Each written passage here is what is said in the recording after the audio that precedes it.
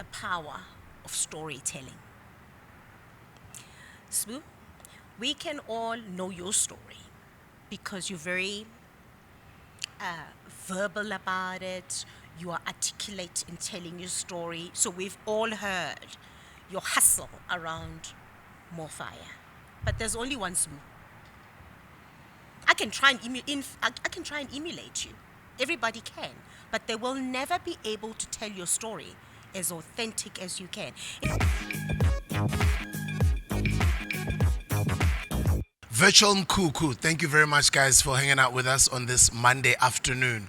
I'm excited because I am sitting with an ex-colleague, Usiswami.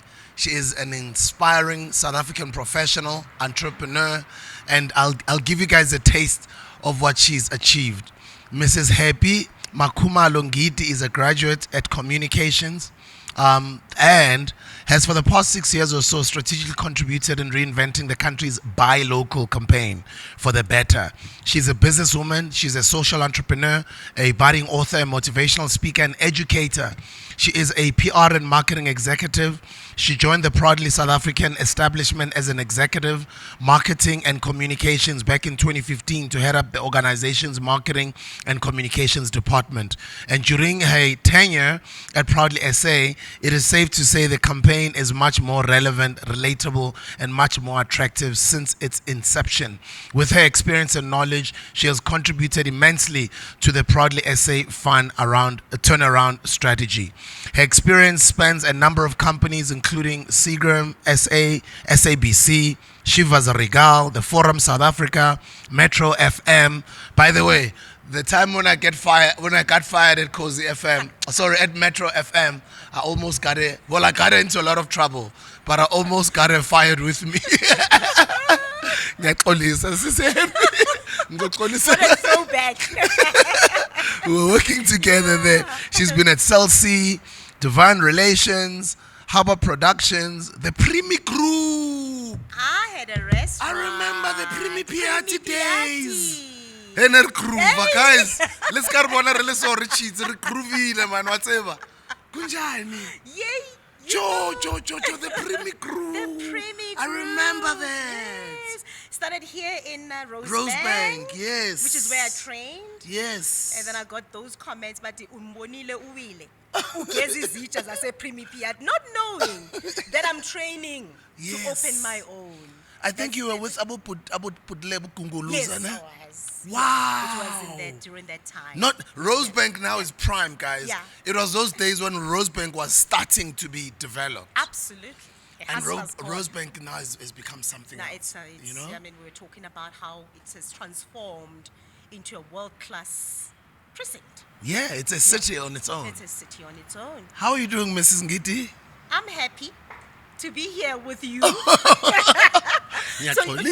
But you've just, that throwback of listen guys, those Metro FM awards during that year.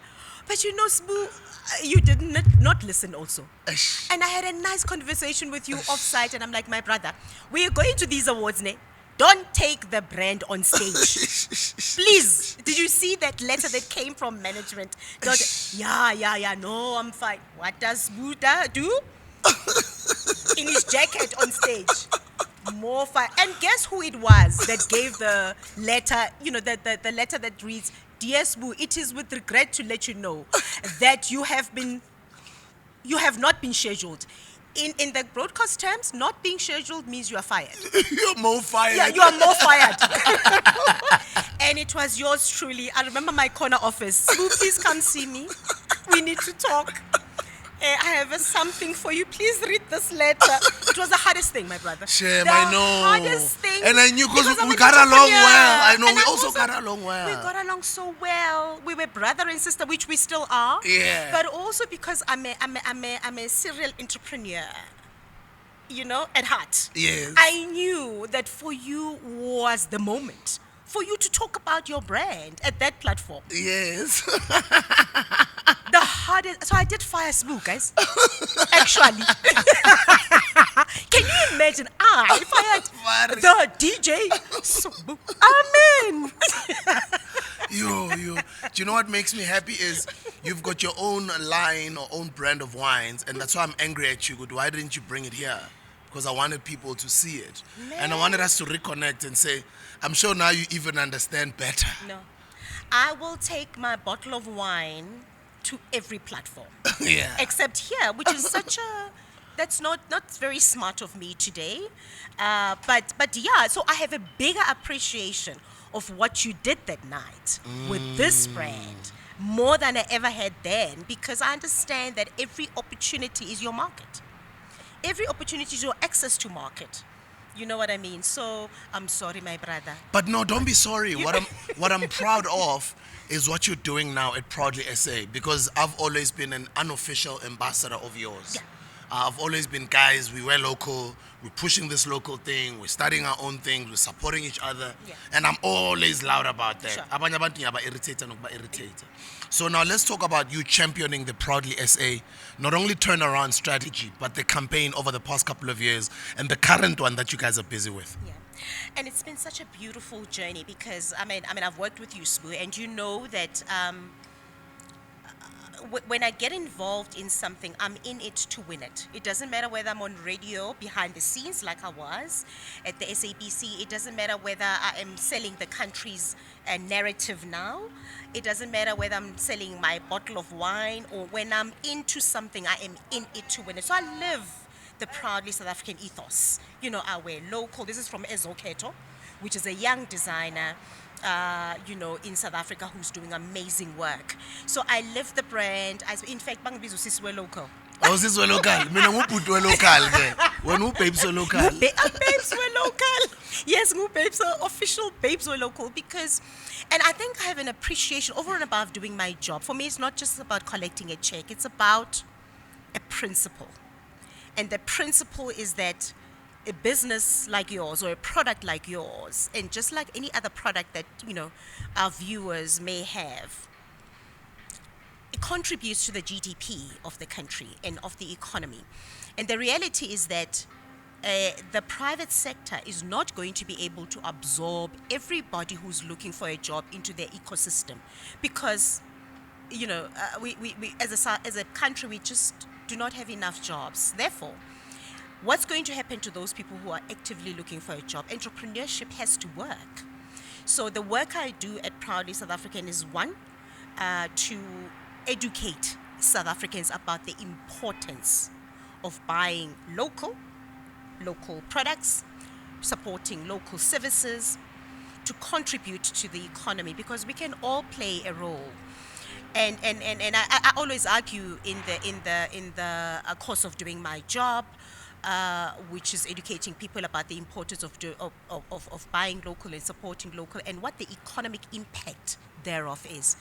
I always argue, and an argument I can defend at any time, that the job of the government is not to create jobs. I know it's a controversial statement to make, but I stand by that. The government's job is not to create jobs. Their job is to create an enabling environment for your business to succeed, or for any business. They have to create a conducive, enabling environment for our businesses to work. So the energy crisis has to go away.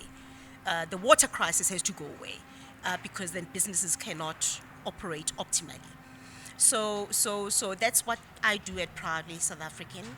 And just like I was in the big building in Auckland Park, I'm a spokesperson, ngingumsomlomo, they say, of the campaign. I do these interviews like I'm with you now. In fact, I was doing television this morning. And it's really about, just to go back to your question, whatever I do, and now I always say I'm fixing the country one brick at a time. Somebody has to. Yeah. I say the same. I'm like, I'm really, fixing it one can at a time. One can at a time. One fridge at a time. One fridge at a time. One client at a time. There we go, my brother. That's the principle. And so that's what I do now.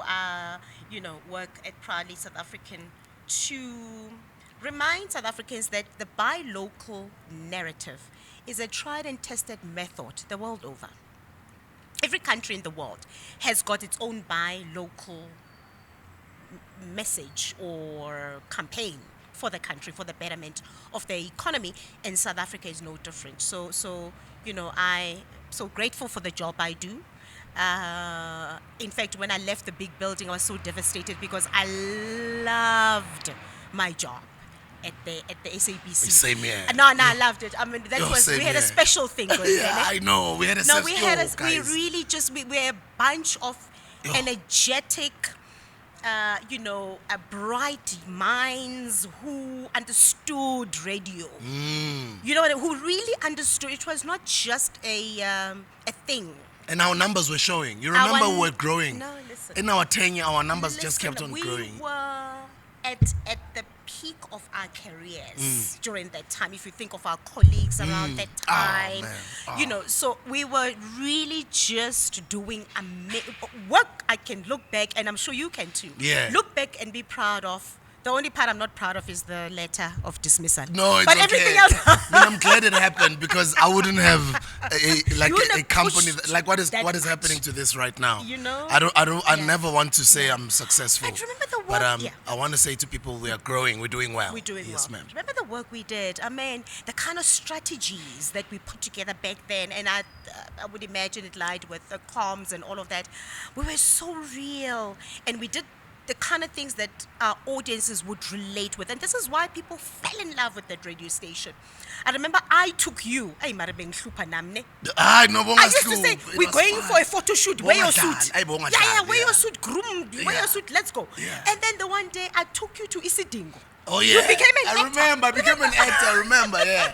I remember. I yeah. took you and Bonang. Yeah. You had a scene in Yeah, Isidingo. Isidingo, yeah. And your scene was really about you talking about the MetroFM awards that were happening in the next 3 weeks or that week. Yeah, something like that, You were yeah. talking about tickets in the scene. Bonang Yeah. was saying, have you got your ticket? You were saying, listen, me, I've got tickets. I'm taking my friends with me.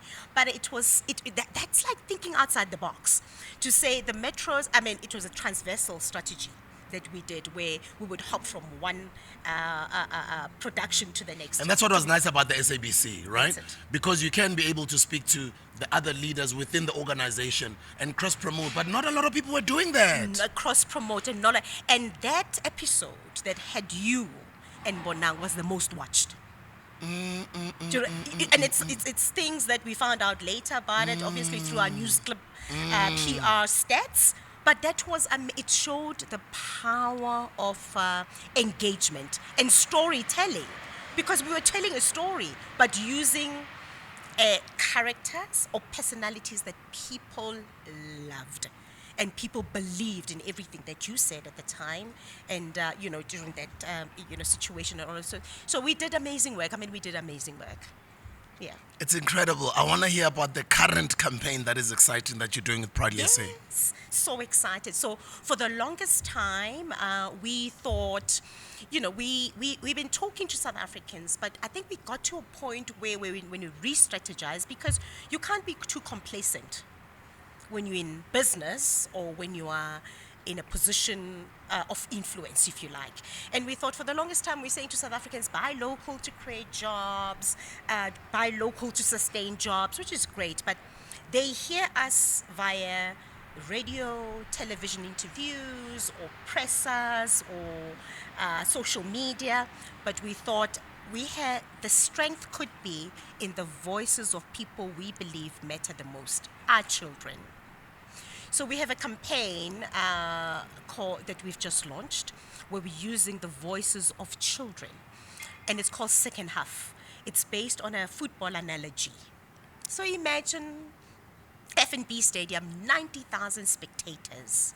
I won't mention the teams because my team has scrubbed the floor with my heart. Yeah. It's like Mina this. ngibhakani. The color of that team is something like this. Elias like is this Soweto. color. Yeah.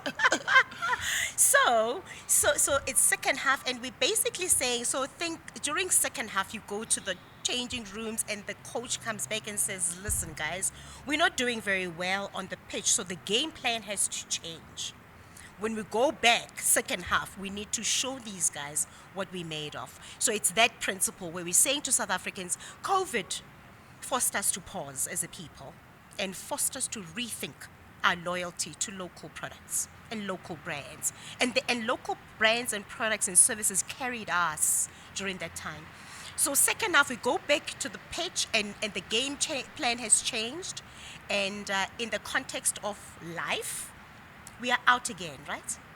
2 years ago, we do this podcast from home, connecting on Zoom. Yeah. Now we're out again. We're sitting out here, and we're doing things again. We're going back to festivals, music festivals, which is it's a value chain for music festivals. This is huge. We're going back to football games, cricket games. Comrades Marathon is happening this weekend in Durban. We're out again. So we are saying, even with our economy, let's be out again, in the context of the economy, and rethink our loyalty to local products, buy local. So in the campaign, or in the air, by way of an advert on TV and radio, is we've got 8 children representing 8 sectors that are labor intensive. We've got a little girl who is in an assembly plant. It's a beautiful story. Assembly plant, because if you think about it, naturally South Africans, we believe when we see a German car, BMW X3, we assume that it's made from elsewhere. We make it here and we sell it to the world. So this little girl is in an assembly plant. She's, putting together, assembling a Nissan Navara, which is made locally. And then we hop onto an aeroplane where little pilot is taking South Africans in the aeroplane, taking products around the country nationally, even to the world, because we're not shy to showcase our products to the world, because it's not an Achashame situation. We've got great, good quality products. Then we have a little girl who's in the furniture sector, who makes bespoke furniture, and she's doing her business, and she's doing her books and all of that in her furniture showroom. Then we have a little girl who's a farmer, planting chili and onions and all of that.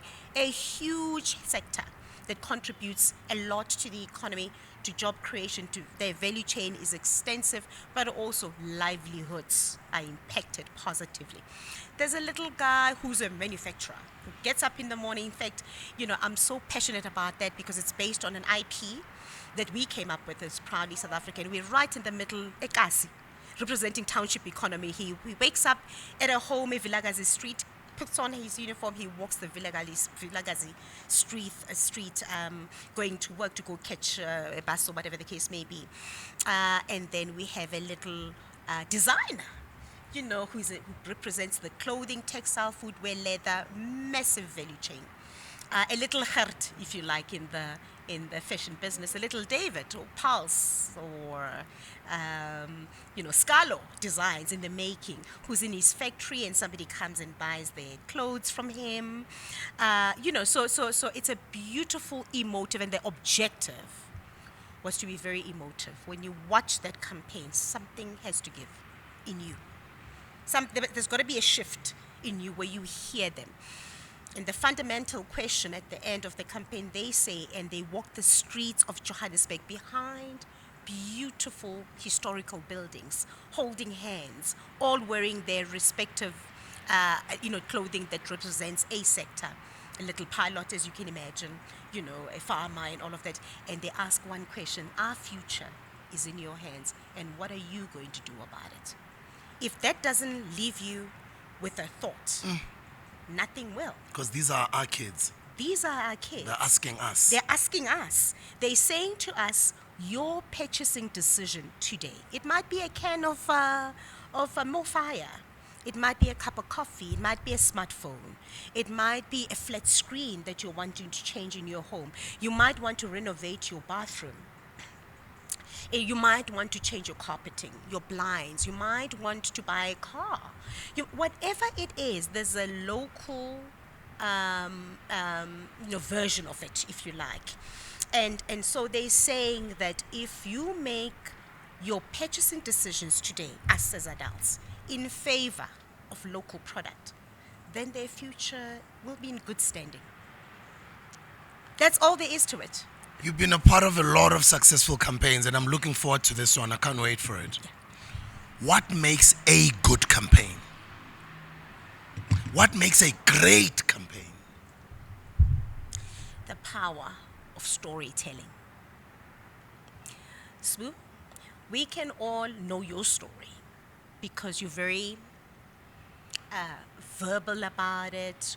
You are articulate in telling your story. So we've all heard your hustle around more fire. But there's only one Smu. I can try and I can try and emulate you. Everybody can, but they will never be able to tell your story as authentic as you can. In fact, my latest social media post says, "Be so good with your skill and craft that even if somebody tries to emulate you, you don't feel any shift in your spirit. You don't panic. You don't get worried that somebody's going to steal an idea from you, because they can't tell your story the way you can." So, but if you're that good in everything that you do, you own your narrative, you own your story, and that's what contributes to great campaigns and great turnarounds. The three W's work for me, and they've worked for me throughout my career. What is it that you're dealing with?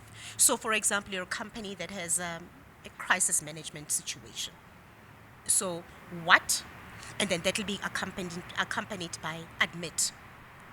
Guys, the best way to get rid of a problem is to admit first when things have gone wrong. Don't try to outsmart everybody else.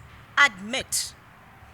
And then following the admission, tell people about the good stories. People buy into stories, and that's what contributes to a strategy influence. People buy into people's stories. I don't necessarily buy into, yes, in the main, when I look at the packaging of your can, it's attractive. I see something is going on here. So that's a plus. But the story behind the brand, that's what gets to me. People buy into that real-time, real-life stories. And then last but not least is what you're going to do about it going So you forward. said it's the what and the? It's the what that is accompanied by the admission. Okay. Yeah, you admit, if things are going wrong. Because strategy, remember, strategy is always informed by what do you want to do differently. You can't fix what's not broken.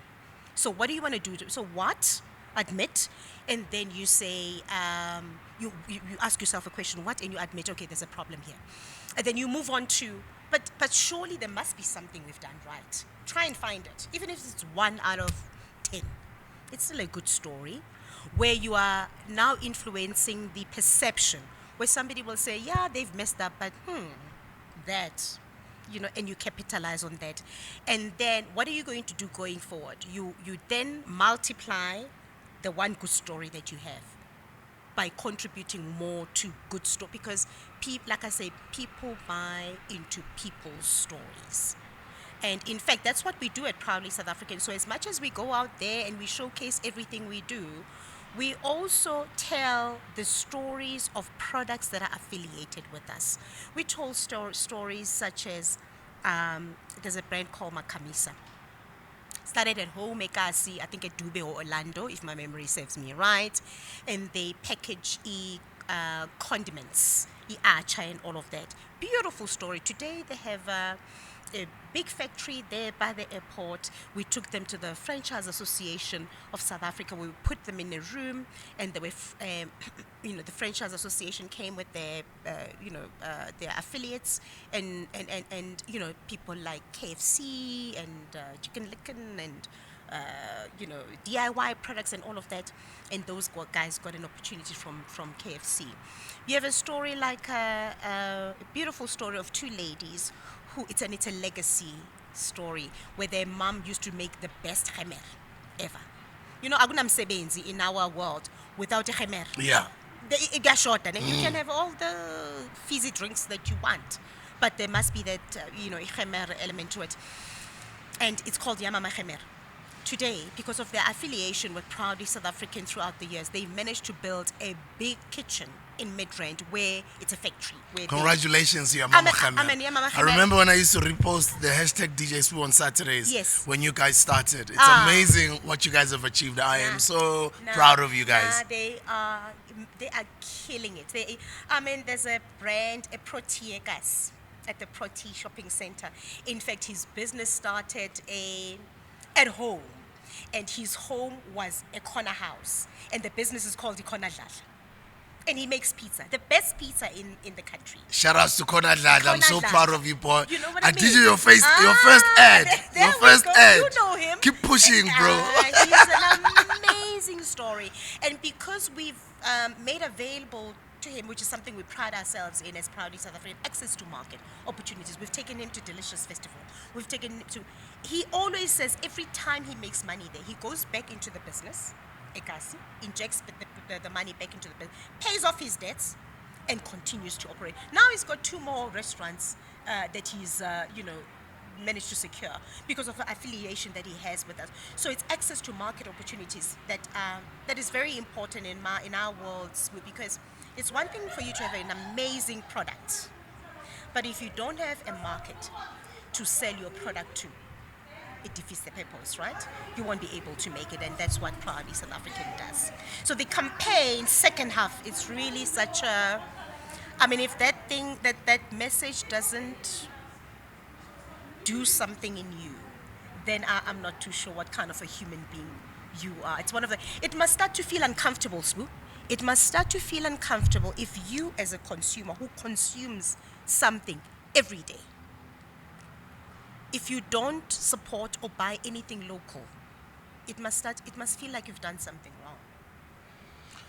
I don't have a big budget. End up jumping on the MetroFM Awards, getting everybody screaming more fire. Yes. Got great ideas as opposed to big budgets. You can do whatever. You can go crazy. You can go home. You can go to town Elbows. with your ideas. Sure. What has been some of the most successful campaigns that you've had to do with little to no budget? And how do you execute a campaign such that it succeeds without a big budget? I will do a throwback, and I will do a current. A throwback is the MetroFM Music Awards.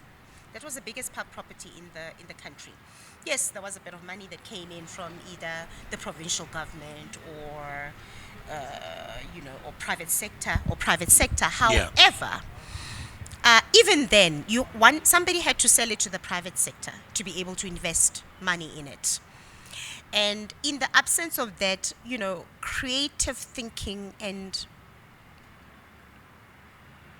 knowing how to strategize is absolutely critical. And my biggest... And like I say, also telling a story. So the story I told around the awards, I went to the DTIC the one day for a meeting, completely unrelated. I walked into a gentleman who says, "Hello, great to meet you. And now you work at Proudly South Africa." He says, "Listen to me. My wife and I used to wait for you every year to pop up on our screen or to be on radio and to tell us what to look out for, in terms of the next MetroFM Awards. And we would pack our bags based on what you said, because you were so believable, and you created an environment where you took us there mentally before it even happened." So he says, "You are the one who made me spend money to book a hotel, to make sure the car has got full tank, to get an outfit, and the hair, the leisure." He says, "You are the reason why I was broke during that time." So it's the power of... So when you have a platform and you want to sell something to somebody, first of all, sound like you believe it yourself. So and with very little budget, you can really tell your story with very little budget, and that'll culminate into interest and somebody hearing you, somebody who might want to say, "Listen, I'm going to support you, not because I feel sorry for you, because you believe in your product, and your product is deserving of being supported." So the MetroFM Awards for me was because hopping from one station to another, or like the example we made earlier on where I took you in Bonang to Isidingo, that was not... It had never been done, and it's the truth. It had never been done before. The platforms were always there, but it took some level of bright spark moment where you literally think outside the box, because I'm always driven by what is the differentiator for next year? what is it that I'm going to do differently to add another element of attraction, of interest, of relatability, and that year was that. But it didn't stop there. I mean, it did things like TV meets radio. Nobody had done that before. TV, where I took Leanne Manas outside of the comfort of her studio from Morning Live, brought her to the MetroFM studio breakfast show. So you could be driving, going to work as a listener, but you didn't have to worry about the fact that you can't see Leanne on screen. You heard Leanne doing her television show on radio, and you still heard the breakfast team doing.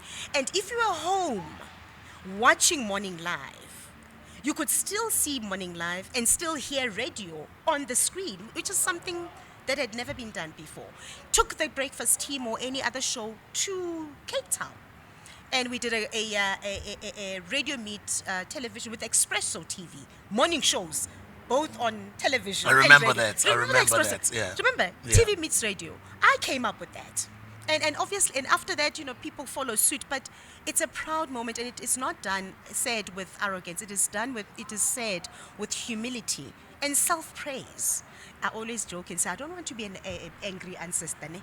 Yeah. I don't pat myself on the shoulder. Then I die. Tomorrow I come back for SBU. You never praised me enough. And now I'm restless in my grave. It's okay to say to yourself, well done, when you do good. But it's also okay for me to say to you, my brother, well done. And to say to her, well done, my sister. I love your job. I was interviewed by Cindy Mabe this morning on television, and I said to her, I never get to see you all the time, but let me tell you, I love what you do. I love your job. I love what you do. You're doing well. She called me yesterday. Hello, Sis Cindy. Thank you for the invite. We are coming very soon, and we love you. She called you yesterday. We love you, Sis Swami. Yeah, like it's such a small industry. It's a we all work small together. industry. Yeah. So. But let me go back to where we are now in terms of little budgets. Listen, guys, proudly South African on social media platform, and when you compare us to our counterparts and stakeholders that are in the same space as us, somewhat. They have more money than we do. Much more money than Proudly South African has. On social media platforms and all our public platforms, we look very rich, Sbu. I always say to my team, never look like your problems. Get up, ugobe lao Vaseline. Yours might shine brighter than somebody else's, but it's still Vaseline. Yeah. You can't walk around you looking like your problem. We have many problems. We don't have money, but we can stretch the rand. And human beings are just attracted to beautiful things. So whatever we put together and we package looks attractive because it's a lifestyle. It's a lifestyle. We package our stories beautifully for somebody who is engaging with that narrative to be able to feel it, to appreciate it from an aesthetic point of view, visuals point of view, and so with that we're able to then take that power. We may not have money, but we have credibility. So we sell credibility to potential partners and potential sponsors. And because of what we put out in the public domain, which they like, we then get money coming in to help us with that project. Like now, this second half narrative, there wasn't a huge budget set aside for it. But ultimately, it's going to pay for itself because firstly, we're representing different sectors and we have member companies in all of those sectors, and we are now representing them through this narrative, and it's easy for them to renew their membership with us. Now I've got the money. I've got money that I never had. You know what I mean? Last year, 2 years ago, I started with the team a project in the clothing, textile, footwear, leather, because we have an appreciation of the movement and the shift that South African has now, the appreciation they have about local products, whether it's sneakers, whether it's track tops, whether it's handbags. Well, there's a whole movement where soccer teams buy sneakers for their team, where our whole team at Proudly South African has got Chepa jackets, winter jackets. Shout out to Chepa, proud of you guys too. Listen, incredible, beautiful clothes. Top quality. Quality clothes, and we walk the talk. So we tell South Africans, buy local. But we buy local, we support local. And so we started a campaign called Local Fashion Police. Beautiful campaign. Oh, I like that. Local fashion police. Yeah. Okay. And it's basically on an idea that, cooked up in my marketing head. And I said, how do we demonstrate to South Africans that local is truly lekker in the clothes that we wear? And that you don't have to always think about having big budgets to go and buy a red carpet dress that is worth 50,000 Rand. There's a lot of options. So we approached a few designers. We started the first year with David Klale, with Pulse Home, Paledi. We started with Plus Fab, Oma. Paledi utla omane. Kanit. Pulse Pulse You're now English Home, Harvard. yeah, yo Pulse Sorry, Paledi, sorry. And I know it's very, very particular about that. He's Like, very no, Pulse. it's Pulse. I'm just joking. Sorry, continue. He's my friend. Yeah, I know. So it was David Pulse Plus Fab and Coop Studios. And we said to the designers, come. Oh, we said to the audience, to our followers, take a picture of yourself looking in your most comfortable outfit, or the most glamorous, or your red carpet, or your sneakers and your t-shirts. Families, boyfriends, girlfriends, couples, individuals, take a picture, tag us as Proudly South African, but tag the shop where you bought the clothes from. Even if it's a seamstress around the corner, go Orlando. Even if it's a seamstress go Konenya go Mlazi. Whether you go Mamelodi kapa you go Tembisa. Tembisa, do I not get brownie points? You, of course. For Kasi mentioning man. Sure. And that competition, first year, was so popular. People said, other pictures were on the floor with laughter. Because Mos, it can go to the south. Yeah. But the point I'm trying to make is that people could relate to that. Because we love clothes. South Africans, we like looking good. We love music, we like sport. And they entered. And the other element to it is where the designers came in was that the competition culminated into 4 winners. There were hundreds of entries. 4 winners, and each designer chose their winner. Chose somebody they thought have got their style and look and feel to what they've, posted on social media. And all these 4 winners then got 10,000 Rand worth of clothing from one of these designers. Last year, we added another 10,000 Rand. So the prize money was 20,000 Rand. But the trick was we don't pay the winner directly. Because we give you 50,000 Rand to go to Diamond Walk and pay and buy a pair of flip-flops. Yeah, take Versace. it back to the Europeans. You know what I mean? Yeah. So we paid the designer, and then the winner goes to the designer studio and they create clothes and design clothes for them. Beautiful campaign, local fashion police. Last year, the added element was a fashion show.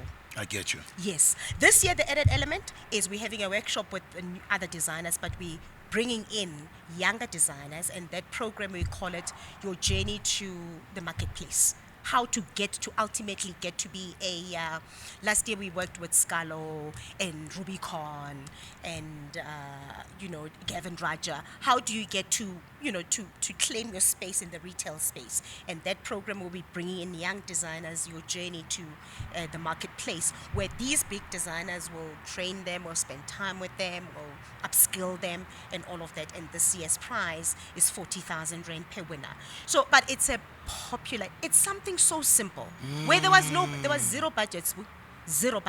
And this is why, by and large, the first year it was on social media, because you don't pay for that. I took advantage of the power of social media platforms that I didn't have to pay for. But I told a believable story to media, who then came and supported us. Where we didn't have to pay for that, for airtime on radio or television, because it's a story that they could see and relate to and see the contribution it makes in the lives of not only the designers, but the people who entered the competition, and then the livelihoods behind the scenes. Because if you think about a Rubicon, who employs about 10 people, it's not even about the 10 people she employs, it's about the livelihoods behind the scenes, because one of those 10 people that works with her, or 2 of them, may be taking care of 7 family members. We come from the environment of black tax as the black folk. On the 25th? Guys, there's no such a thing as black tax. I don't like that black tax thing. Don't you? Uphuma abantwana abamnyama kanti ubani bekagibeza iteksi, ubani bekakukhulisa, Yeah. ubani bekakuncedisa ngomsipani sesikela. ubani bekada for wena na usakhula naso ngemali engekho. naso i-clever black so uzositshela nge-black tax akuna-black tax tshwanetse ba shebelele ko hae o tswa ko You have to. motho o montsho You se ka have iketsa to. lekgowa. Sure. And so going back to the Rubicon situation, so those guys, somebody amongst the 10, maybe taking care of 5 people behind the scenes, it's a livelihood. This is why Rubicon has to operate and has to make it. It's not only about Hangwani, who is the owner of Rubicon. It is Yeah. about the people behind the scenes, the families behind the scenes, the fact that every day there's a loaf of bread on the table, which then starts to talk to the social ills. You know, because if you take care of some of the basics, because when people are so hungry that they cannot even have one slice of bread and a decent glass of water, you have a problem. You, as a country and Yeah. as a people, you have a problem. Which is the campaign that you went to town with, where you were like yo yabona la, and I'm sure you went crazy. A company that? No, I'm saying a campaign Oh. that you had like a huge budget to play around with. Some of us are going to get there one day. We are still on these small ones where we are just hlanganising using social media. I've literally built my brand off of social media, off of my phone. And off of being in the streets and giving away more fire, jumping into a plane, selling it in the ranks, jumping onto the MetroFM awards, like little to no budget, but I was still able to build a brand, you know, which is growing. So I love the stories that you're sharing. Yeah. When you have little to no budget, but you can still create stuff. And I want to say to you guys out there, it's the same thing. You must do that. You must take advantage of social media, take advantage of this. And it doesn't mean that when you don't have that budget or those marketing dollars, as I would call them, that you can't create something immaculate. You can create something incredible. Just use your mind and use this. Campaign where I was like, you know, when they give you budget and you're dizzy. Yeah. Because when you see the zeros, it's like, hey, they made a mistake. Ay, man. Oh, what is the devil trying to do? Test me. My brother, Shivers Regal, Shivers Regal. whiskey. Yeah. Yeah. Amen. In fact, I think and I look back with a smile on my face because that was, you know, I just started my career. Maybe that was my 3rd job. By the way, guys, I was an intern. I started as an intern. So it's possible, whoever you are, and you are an intern and you're listening to this, do not undervalue that experience that you're going to get as an intern. I started as an intern because we're all dizzy when we're trying to figure out what it is that you want to do. Even if you've qualified for something, but you know, it can be blurry. I was an intern. And then one day, 2 people, my sisters, and it's so important to give each other a chance in life and to support each other. Zinzi Mandela was my mentor. I'll forever be in love with her. And this is why I live by the principle of mentorship. I've got 3 mentees because I just believe it's the right thing to do because I know what it did for me. Where's one of them? She's just right behind the camera. You know what I mean? Yeah. Oh, there we go. I know what it did for me.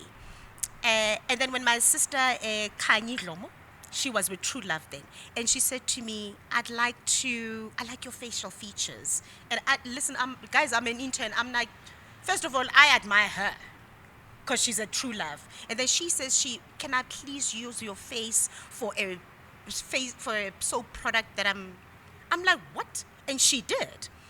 And that was another step in the right direction, if you like, because from then we started engaging, and there's nothing wrong from learning from people who are ahead of you. In fact, it's the biggest investment you can do for yourself because you don't know. You must learn from somebody, you know. So when I did Shivers Regal, these guys gave me a black card. Do you know, I'm a Kasi girl from Rockville.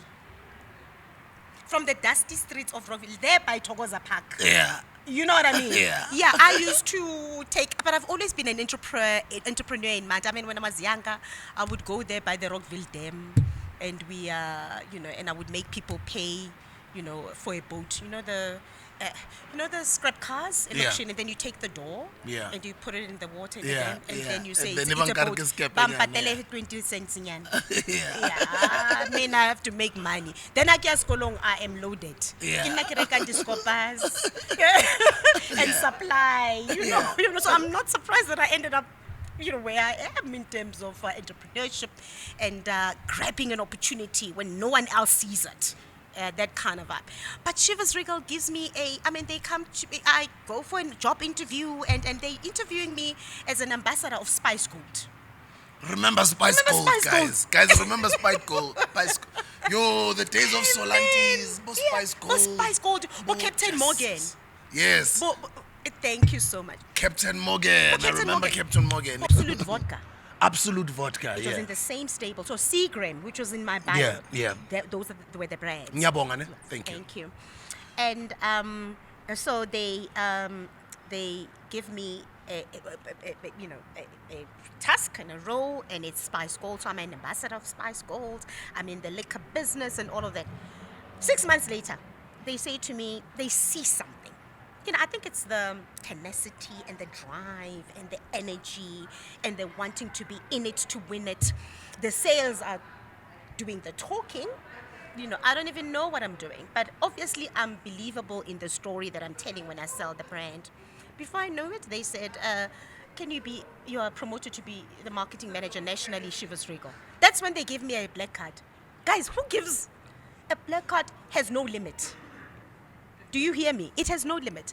They give me a black card, they give me stock, so proudly. It's Shivers Regal, yeah. And they say, listen to me, Spoo, during that time. And there's people I can mention, my brother Rems, who used to be at the same car wash by accident.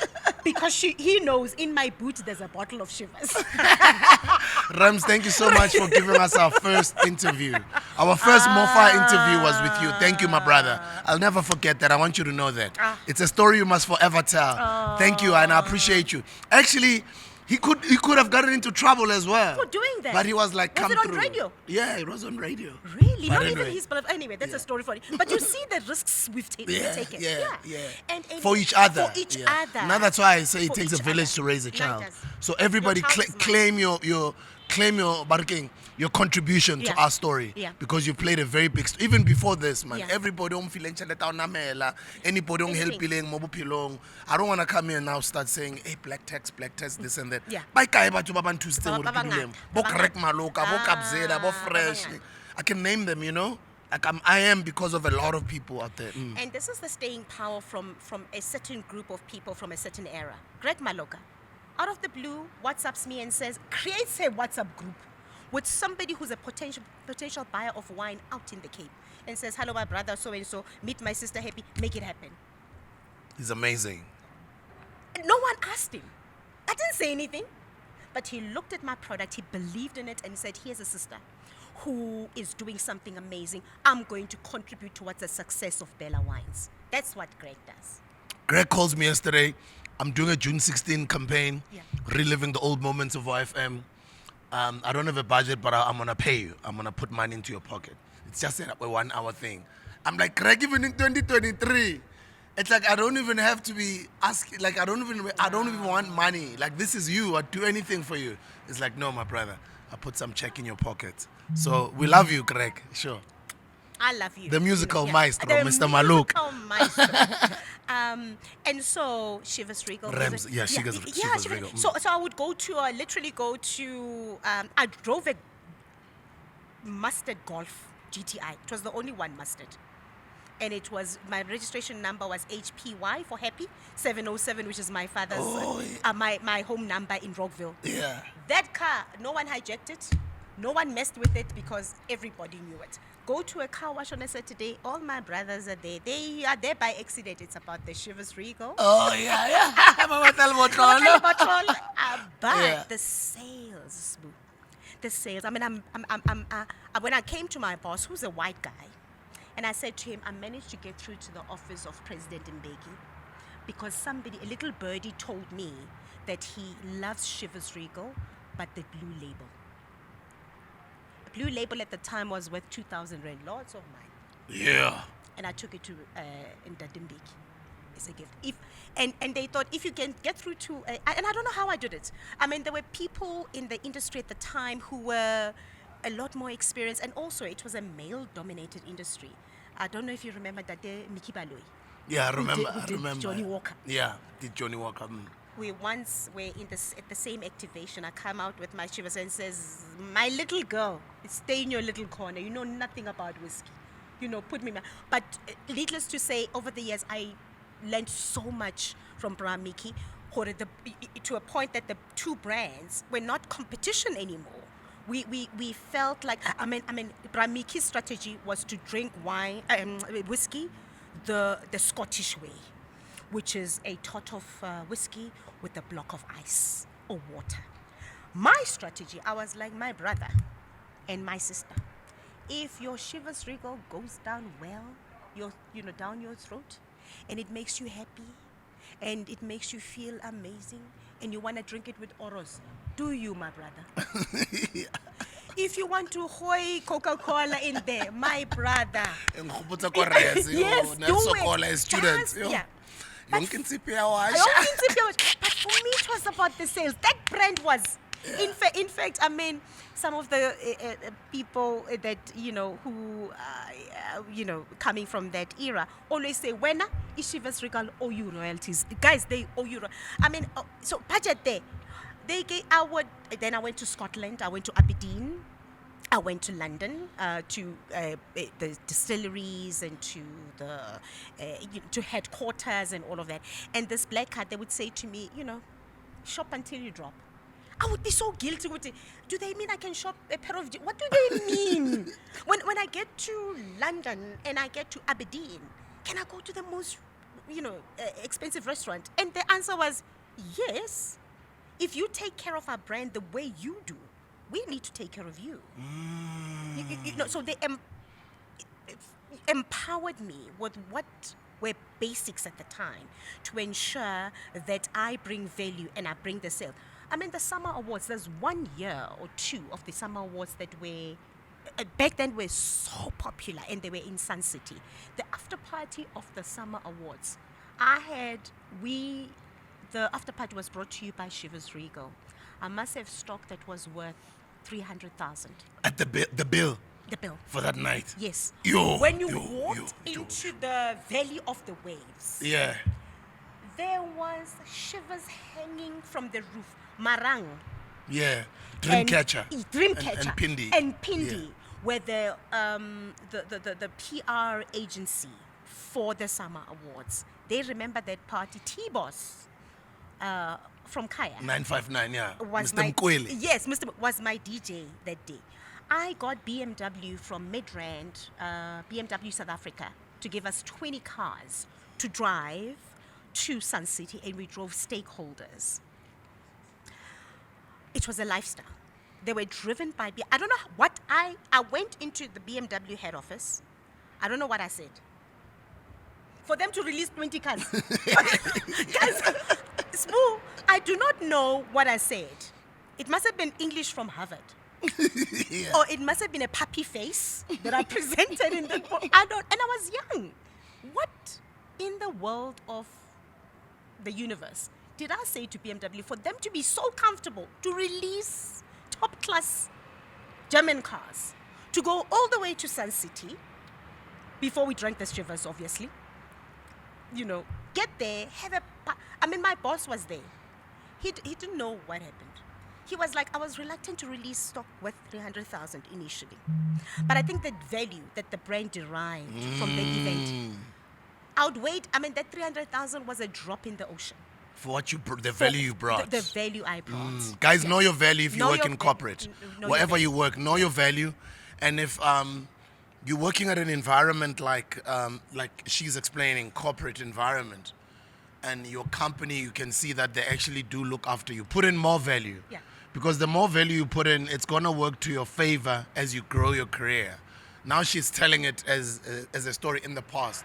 But I'm sure it contributed to her working with my SABC, SABC, MetroFM, now Proudly SA, etc. It's good for your CV as well. But I also love those companies where they give you some sort of leeway, man, to have fun, to travel, to do things. You even scared to spend. You're like, someone's trapping me here. What do you mean? I'm in a black card. And let me tell you, even the flight they put me in, like a first class flight. I mean, my boss, in fact, he owns a company and an agency called Badge Farrell. They are in Cape Town. Andrew, if you're listening, in fact, I'll ask him to come and listen.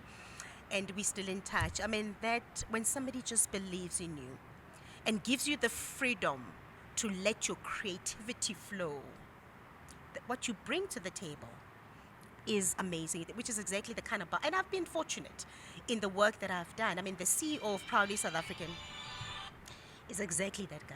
He and the board of Proudly South African are so supportive.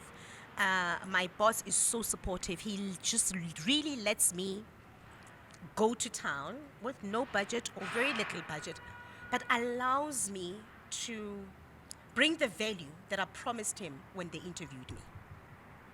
When I walked into that interview, I said, the reason why I think you should consider me is because this is what I can do, this is what I can do.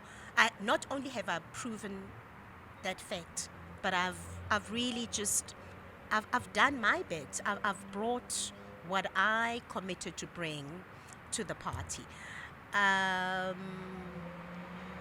But we cannot talk about this. So going back... Oh.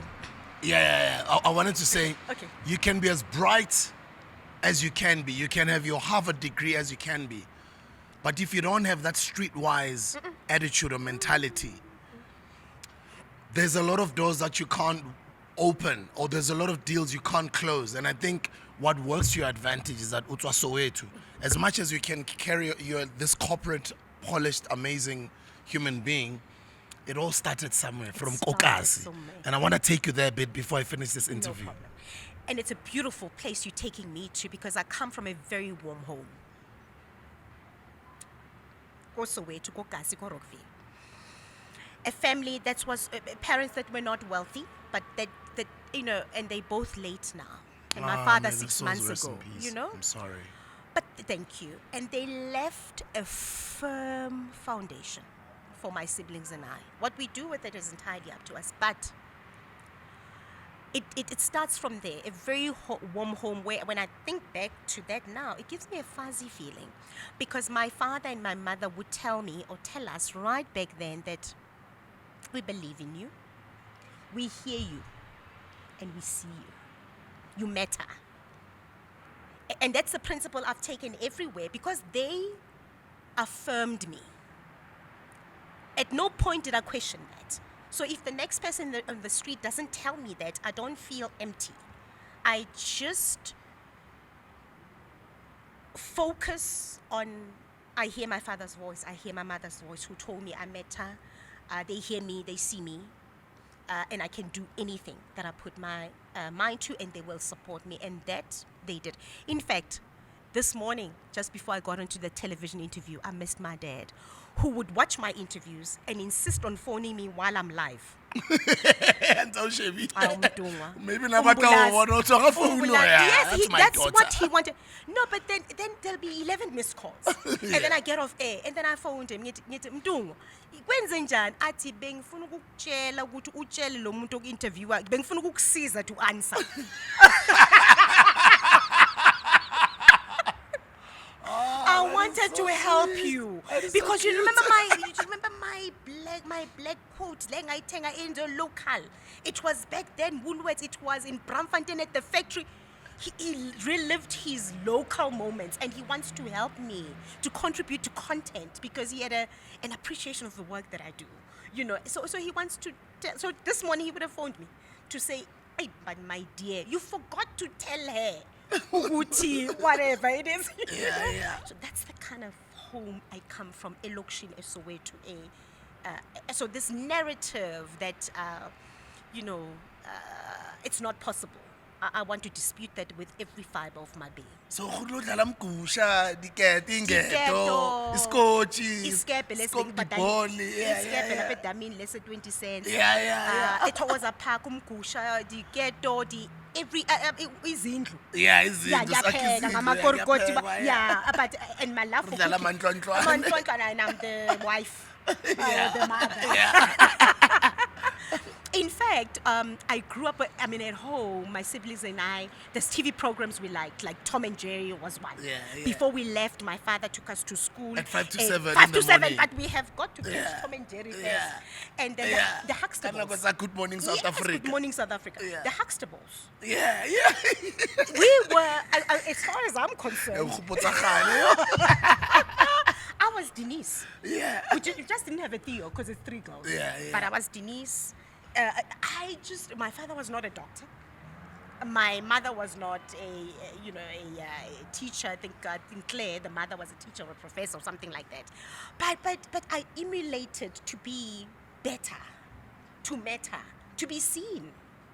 And I always say, even back then, when my parents asked me, what do you want to do? And I said to my father, I want to be a communicator. He would be devastated.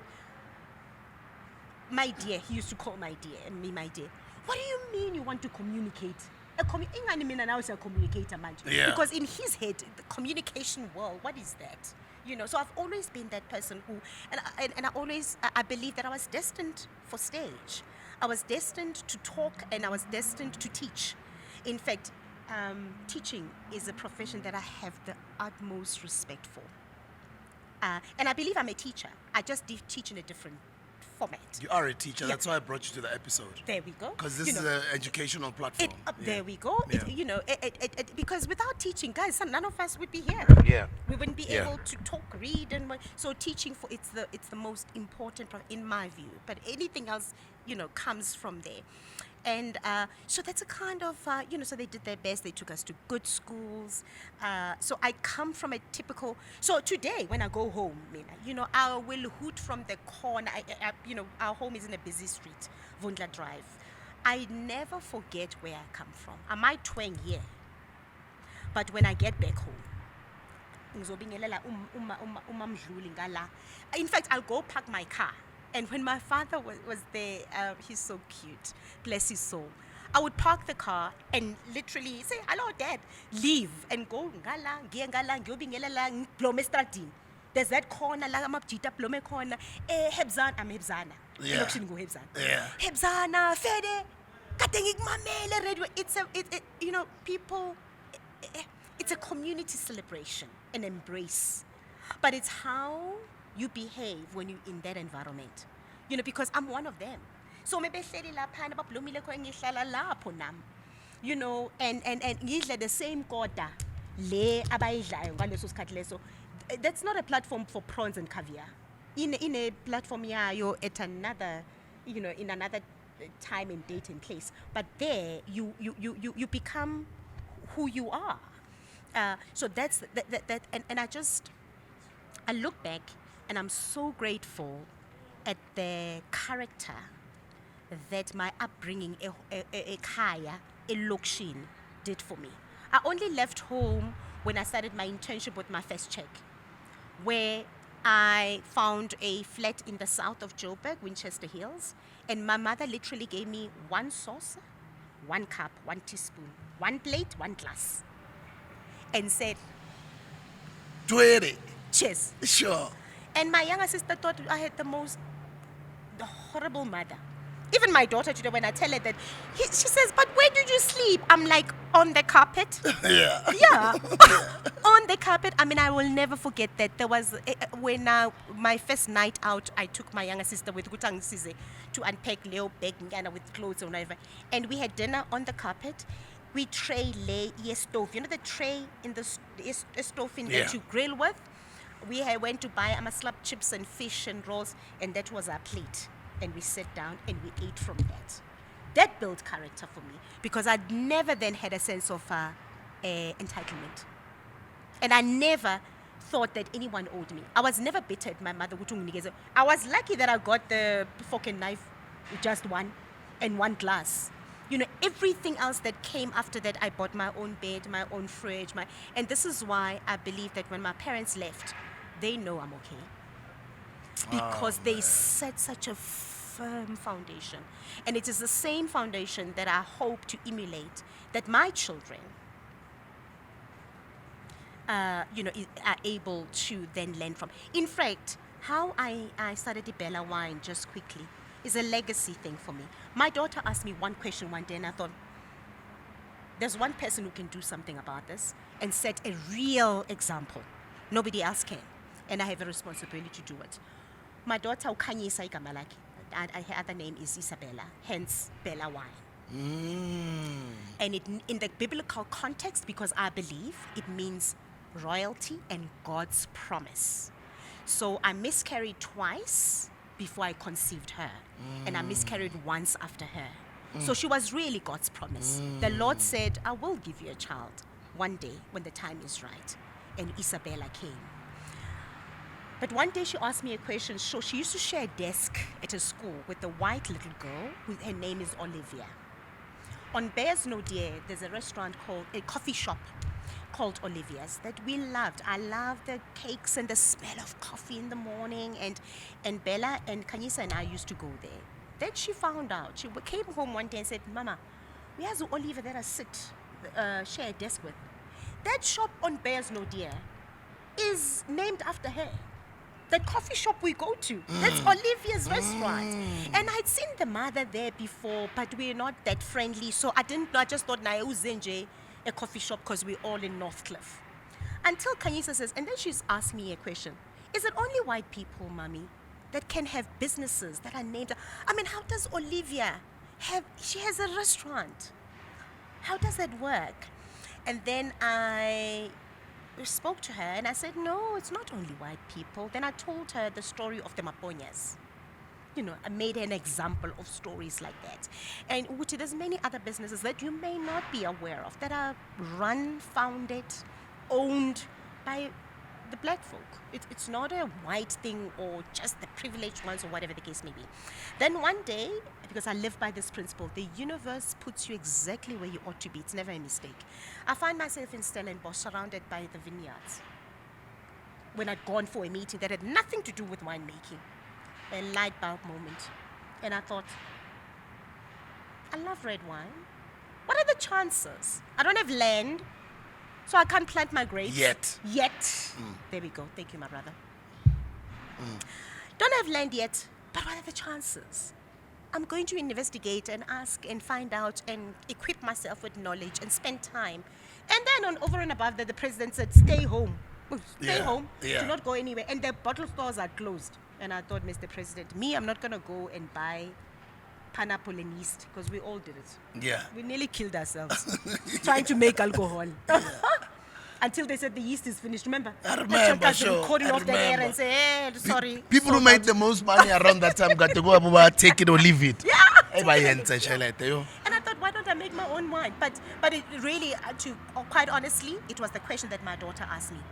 So I wanted to be a true example of what I mean when I say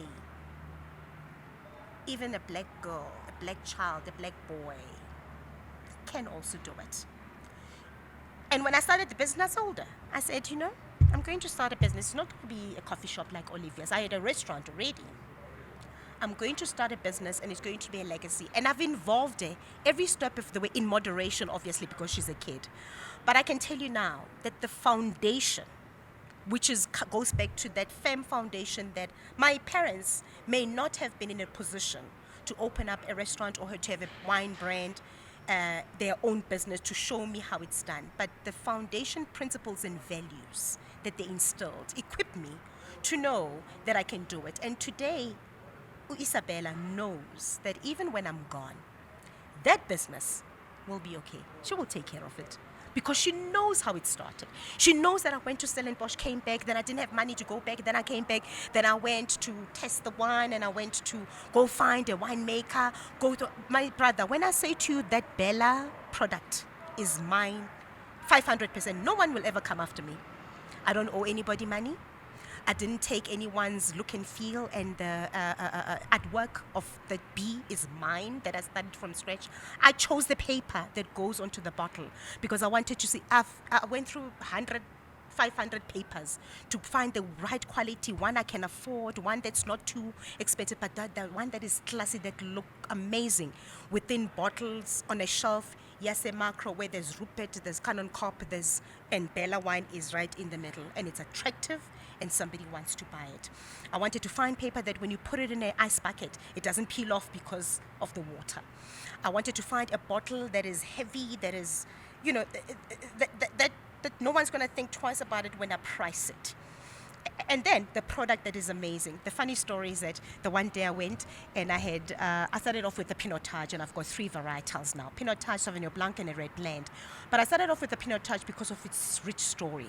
South Africa is the only country that supplies a Pinotage or produces a Pinotage and supplies it to the world. Just like Rooibos. We are the only country. For those who don't know, in the guys, world. South African wines are the most highly regarded or highly respected wines all over the world. Any country you can go to all over the world. If you ask for wine, or you can ask them, they'll tell you the best wines are South African wines. Yes. And they're not lying. They're the best wines. But so before I finally found my wine, I went through 7 varietals of Pinotage that comes from the Western Cape, from the Stellenbosch region, but mine comes from a wine farm called Mitford Bay, and the others came from other wine farms to try and find the one that, I mean, it took me to sit on the sand, Sbu, to feel the sand and be in the moment. I ate from the tree like Eva. I was allowed to eat. Unlike Eva, she was not allowed to eat. Yeah. But I ate from the tree because I tried the green grape, the red, and the black to really be part of this journey. And then when I had to try all of them, by the 7th glass, and I said to the winemaker, they all are amazing. I love all of them. He says to me, go to the hotel, go sleep it off, come back tomorrow because you can't like it. Sure. Now you are drunk. Let's try again tomorrow. I walk outside because you can't like all of them. Anyway, 3 days later, I found mine, and it's an award-winning one now. It has a Platter's accolade to it. Congratulations. Thank you so much. 9 months. That's why I was looking forward to the bottle, but it's I okay. know. It's okay. We'll do Our it. next interview, It's about Bella. where we're Yeah. going entrepreneurship full on. Yes. It's about Bella. It's about the spirit of entrepreneurship in the country. We're going deeper. And I'm busy with my MMC now. You're doing your MMC now? Yeah. MCC now. Oh, yeah? Yeah, that's what I'm busy with. Okay. So hopefully next time when Yeah. we speak, I will have a bubbly, Yeah. a sparkling wine Wow. in the varietal, because that's what the market tells me. Yes, I get you. But the long and short of it is about a legacy. My daughter will take care of the business. In fact, she already says, Mommy, when you start making money, you owe me royalties because you used my name. I don't remember us agreeing. I'm like, yeah, there was no baby swap at the hospital. They gave me my child. Yeah. There was no baby swapping. Baiskele. No, baiskele, mara, no, when you are, yeah. But I just had remember some of the proudest moments of my life, though it was tragic, how I handled the communication around the passing of Eddie Zondi. Oh.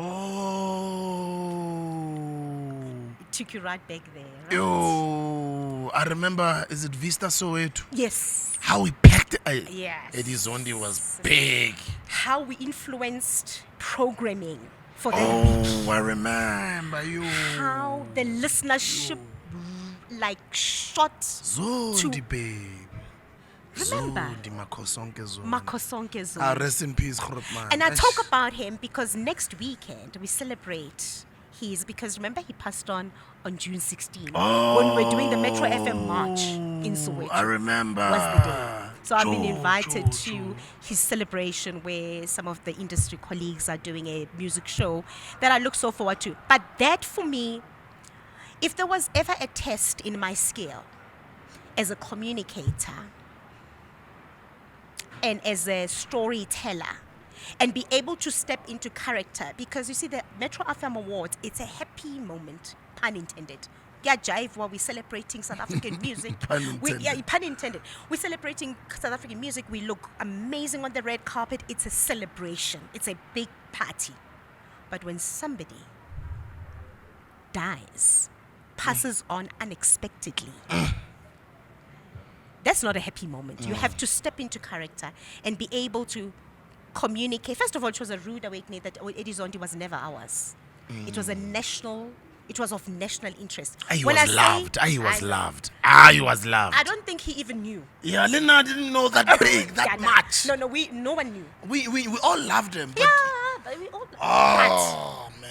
Yo. I will never forget, and it was the biggest task, and there was no preparation. No one, management never called me into a room and said, right, we now have a death, and it's a big deal, and somebody needs to communicate it. And I worked with the likes of Kaiser Kanyako, whose craft and experience I have the utmost respect for, who was at the SABC. There was never a moment where they said, okay, come, let's talk about how we're going to communicate. They said to me, he's a MetroFM employee. You are the official fixer, spinner, spokesperson, head of communications. We don't know what the strategy is. Make it happen. I always say to people, I never mourned the passing of Eddie Zondi, like everybody did. Throughout the week, people were, I didn't have time.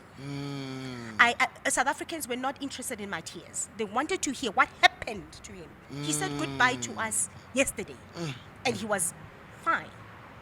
He played that Teddy Pender's song, This Is the Last Time. What happened? We wake up to the new. So I had to explain. I had to pull myself towards myself, think, and be in the moment and exercise empathy. Because now the family is going through, but also the colleagues are going through. So I took myself and put myself outside of the box, and I said, somebody needs to communicate. Top management called me and said, we don't know what happened. You must go find out, And I remember driving to his home with the then station manager to go find out, to verify the news, and to have to come back and for us to make an announcement on radio. And then it was blurry thereafter. From arranging, I did from a comms perspective, and obviously put the marketing team in, and I said, this is what we need to do, the kind of flowers, the kind of music, the program. I did the memorial service, which was at the Standard Bank Arena, and then the funeral, which was at Vista Kusowetu, all within a 7-day period. The calls coming in then influenced the programming, because it couldn't be business as usual. Something big had happened. And to doing interviews after interviews after interviews, sharing that with Bra Kaiser. I remember having an ugly cry on national television, because I think 3 days or 4 days later, the morning of the memorial service, when I was asked to go on TV, and thank goodness I was interviewed by Sister Leanne, who had gone through a similar experience 4 years or 3 years before that with Bravo, Yes. may soul rest in peace. And when she said to me, and I was talking about what's going to happen today, who's in the program, and then there was a moment, and then I literally had, when you don't care how whether the cameras are on or in whatever. the way. And I just had her, and I was sitting with my brother Enes Pile, and Leanne said, live on television, do you want us to stop? I understand. And I said, no, we're not stopping. I'm here to do a job. Let's continue. And I did. I continued. We finished the interview, and then I went to the side to have a proper cry. And then the whole thing, this whole thing until the last day. Only on Sunday night, I had a complete breakdown, because it was a lot. Because also I lost a brother who I met. There was a shopping center called Southgate, not Southgate, Westgate or something, where he used to be a resident DJ there. I back there, when I was an intern, remember that? I was an intern, and we do the fundraising every month on a first Saturday of the month. We do a fundraising at shopping centers with Zinzi, and we used to work very closely with my brother, Dr. Kumalo, and Debo Khumuloy, the way they would sign these books that were sponsored to the company that I used to work for, which was Operation Hunger. And Eddie Zondi was the resident DJ there. So we had come a long way. So I also lost someone.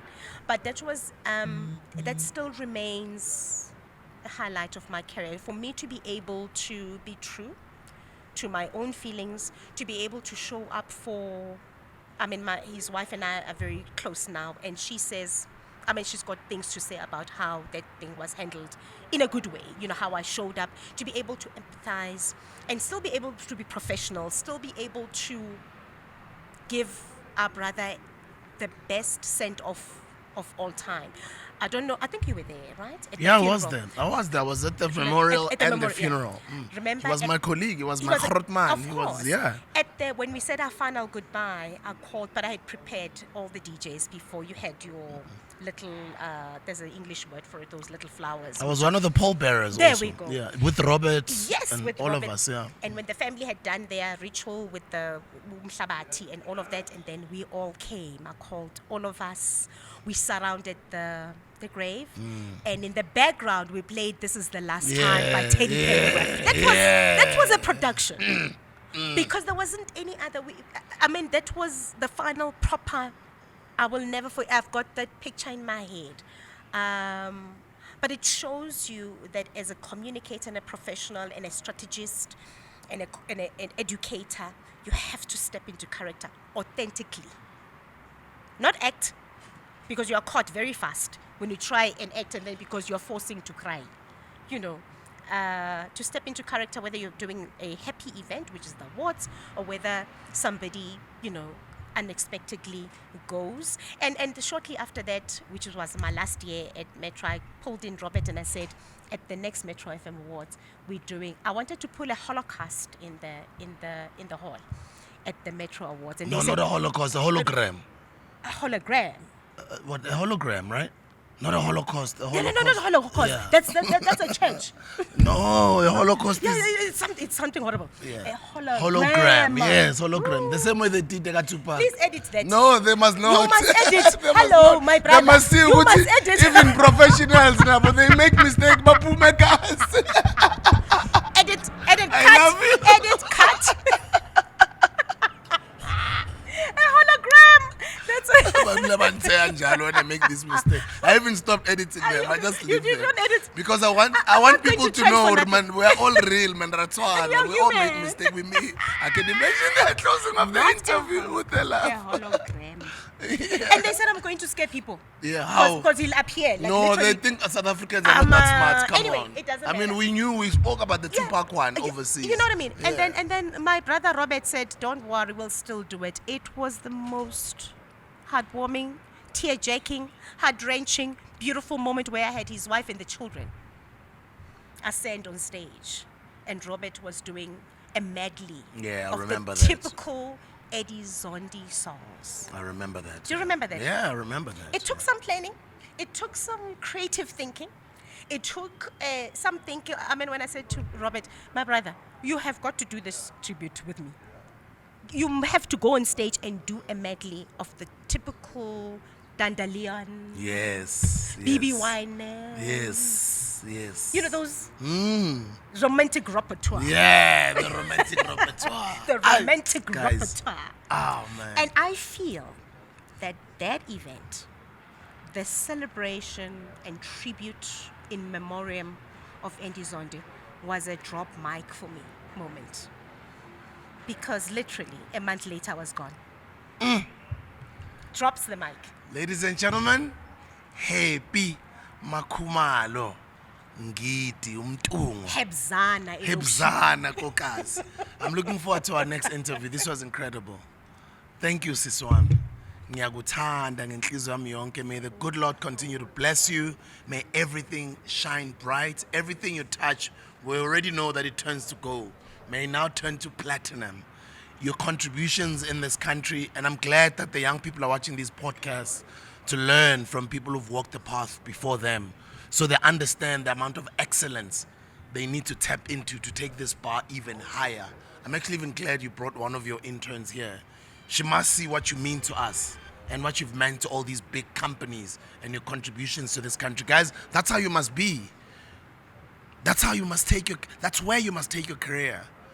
Well, when you talk about stuff that you've done in the past, it's monumental. It's not just things in jail. You didn't just work in jail. I mean, after all, you work nabo Spuda, nabo pra Romza, nabo pra like, come on. How much more resume? Your resume. By the way, when I was reading her resume in the beginning, I summarized it. I read up only 10% of it. Like, it's so huge. I love you so much. See, you know what I always say to people is that we follow our names, and that's who you are.